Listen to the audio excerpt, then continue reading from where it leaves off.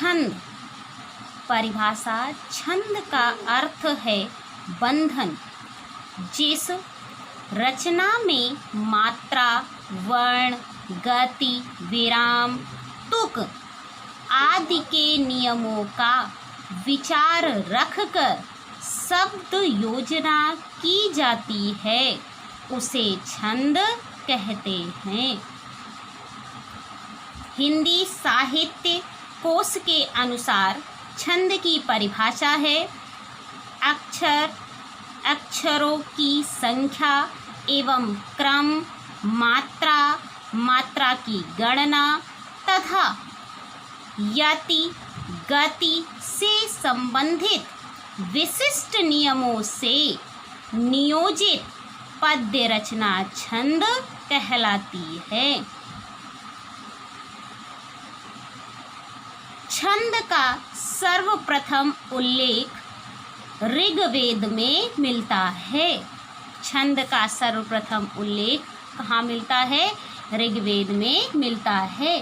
छंद के आदि प्रणेता पिंगल ऋषि माने जाते हैं, इसलिए छंद का दूसरा नाम पिंगल शास्त्र भी है। इसलिए छंद को, जो छंद है, छंद को पिंगल शास्त्र भी कहते हैं। छंद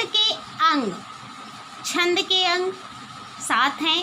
चरण, पद, पाद, वर्ण और मात्रा, संख्या और क्रम, गति, तुक, यति, विराम, गण। चरण या पाद। छंद में प्रायः 4 भाग होते हैं, जिन्हें चरण, पद या पाद कहते हैं। कुछ ऐसे भी छंद होते हैं जिनमें चरण तो 4 होते हैं पर लिखे वो 2 पंक्तियों में जाते हैं, जैसे दोहा, सोरठा। ये इसमें क्या होते हैं? 4 चरण तो होते हैं, लेकिन वो कितने पंक्तियों में लिखे जाते हैं? 2 पंक्तियों में लिखे जाते हैं।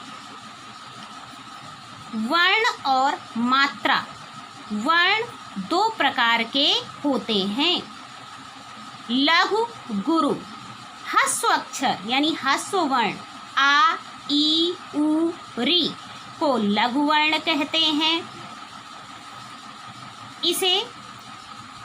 किसे इस चिन्ह से प्रकट किया जाता है।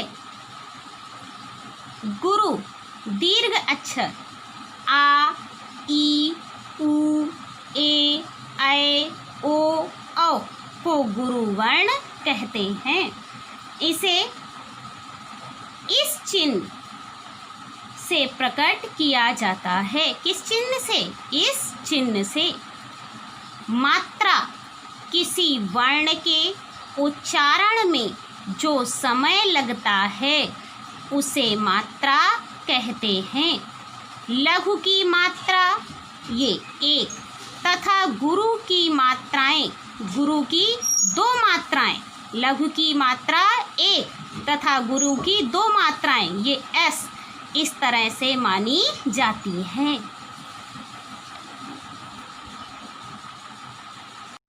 किसी वर्ण के उच्चारण में जो समय लगता है उसे मात्रा कहते हैं।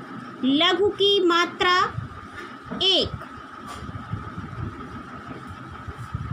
लघु की 1 मात्रा, ये इसका कैसा 1 तथा गुरु की 2 मात्राएं। ये 2 मात्राएं इस तरह से, ये गुरु जिसको आप लोग क्या कहते हैं? यस। इंग्लिश में क्या बोलते हैं? एस। तो ये क्या है? ये एस नहीं है, ये क्या है? हमारा गुरु है, जो ऐसे लगाया जाता है, मानी जाती है। देखिए, आपको ये पता है मात्रा जितने भी ह्रस्व वर्ण हैं यानी लघु वर्ण के लिए ये मात्रा होती है और गुरु वर्ण के लिए ये मात्रा होती है। वर्ण क्या होते हैं? जैसे यहाँ पर लिखा है रम। अब रम में वर्ण कितने? 2। एक ये और एक ये वर्ण। अब आपका क्या हो, लघु या गुरु, कोई भी वर्ण हो, लेकिन जब उसकी हम गणना करते हैं तो वर्णों की गणना करते समय वर्ण चाहे लघु हो अथवा गुरु, उन्हें एक ही माना जाता है। रमा, अब यहाँ पर दोनों आपके क्या है, लघु, लेकिन कितने वर्ण हैं, दो। यहाँ पर क्या है, एक आपका लघु है और एक आपका क्या है, गुरु है, लेकिन वर्ण कितने हैं, इसमें भी दो वर्ण हैं। तो अब इनके लिए मात्रा, अब जितने भी आपको हमने बताया है, जितने भी लघु वर्ण होते हैं उनके लिए ये मात्रा, और जितने भी गुरु वर्ण हैं उनके लिए ये मात्राएं आती हैं। इससे इसका चिन्ह क्या होता है, इससे प्रकट किया जाता है। अनुस्वार युक्त वर्ण गुरु माना जाता है, जिस विसर्ग से युक्त वर्ण गुरु माना जाता है।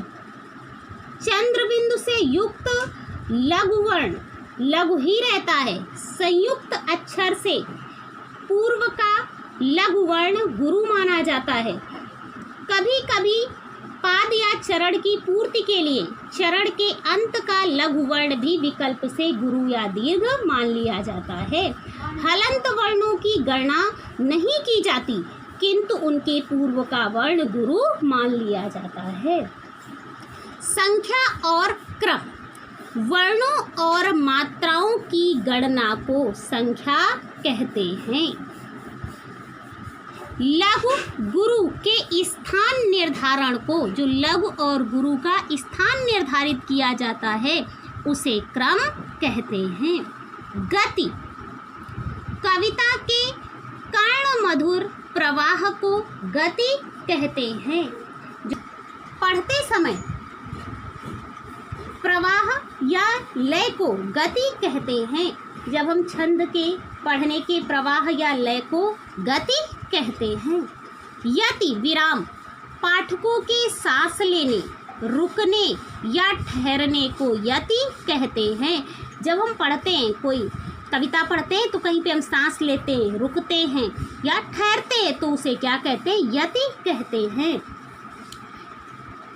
तुक, छंदों के चरण के अंत में समान वर्णों की आवृत्ति को तुक कहते हैं। जो समान वर्ण आते हैं तो उन्हें क्या कहते हैं, जो आवृत्ति होती है तो उसे क्या कहते हैं, तुक कहते हैं। कविता के चरणों के अंत में आने वाले जो समान वर्ण होते हैं, एक समान वर्ण होते हैं, उन्हें क्या कहते हैं, तुक कहते हैं।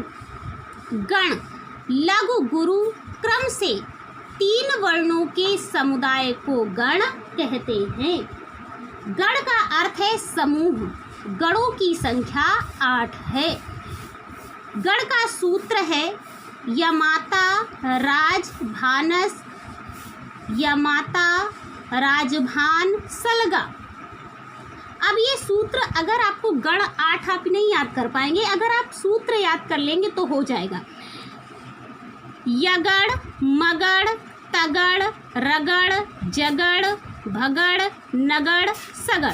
अब 3 वर्णों के समुदाय को तो कैसे, अब इसका हम कैसे कि इसमें क्या लगेगा, यगड़। इसके अब ये याद रखना है, जैसे या से क्या बना, यगड़, तो इसके बाद के जो 2 वर्ण हैं वो मिला करके इसका क्या बनेगा, सूत्र संकेत बनेगा, यानी इसका वर्ण का रूप बनेगा और उसी के आधार पर यगड़ की मात्राएं होंगी। तो यगड़, या से यगड़, इसमें 3 लिए तो क्या बना, यमाता।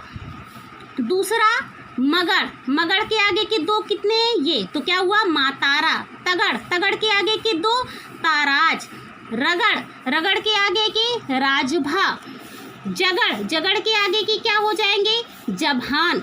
भगड़, भगड़ में क्या हो जाएगा, भानस। नगड़, नगड़ में क्या हो जाएगा, नसल। और सगड़, सगड़ में क्या हो जाएगा, सलगा। देखिए यहाँ पर यगड़, यमाता बना है इसी से। अब यमाता, ये देखिए या आपका क्या है, लघु है, तो यहाँ पर लघु, माँ आपका दीर्घ है और ता आपका दीर्घ है, तो इसमें आपका क्या हुआ, ये आपका क्या है, लघु, दीर्घ और दीर्घ, यानी लघु गुरु गुरु। और इसका उदाहरण क्या है, यशोदा। मगड़, मगड़ का मातारा, इसमें आपके मातारा तीनों दीर्घ हैं, तो यहाँ पर क्या है, गुरु। मायावी, तगड़, ताराज, 2 गुरु 1 लघु, तालाब, इसका उदाहरण। रगड़, रगड़ का सूत्र संकेत वर्ण रूप राजभा। इसमें एक गुरु, एक लघु, एक गुरु, और इसका उदाहरण राम जी। जगड़, जभान, एक लघु, एक गुरु, एक लघु। जलेस, भगड़, भगड़ का भानस, एक गुरु, दो लघु। भारत, नगड़, नशल, नसल में तीनों लघु। नगर, सगड़, सलगा, दो लघु, एक गुरु। सरिता। छंदों के प्रकार। छंद के प्रकार। छंद मुख्य रूप से दो प्रकार के होते हैं। छंदों के प्रकार तीन होते हैं, लेकिन मुख्य रूप से कितने होते हैं? दो। देखिए कौन कौन से। एक आपका मात्रिक छंद, दूसरा आपका वर्णिक छंद, और तीसरा है आपका मुक्त छंद।